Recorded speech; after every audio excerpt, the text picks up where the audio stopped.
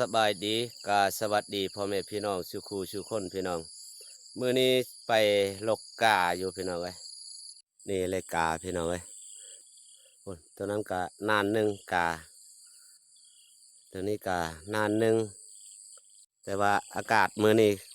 ดีอยู่พี่น้องเอ้ยแต่ว่าวันนี้ฝนตกนี่ข่อยสิถ่ายเบิ่งได้เห็นอยู่แสงอาทิตย์ตอนนี้สิลงลกกาก่อนทุกคนเลย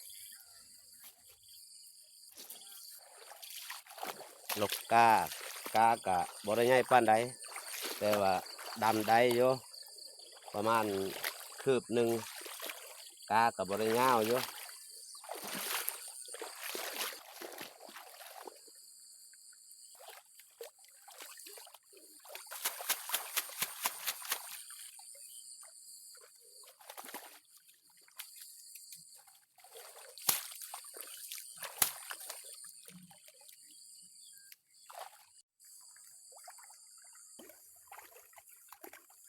แต่ว่าลกกาประมาณนี้เลยทุกคนเลยบ่หลายคน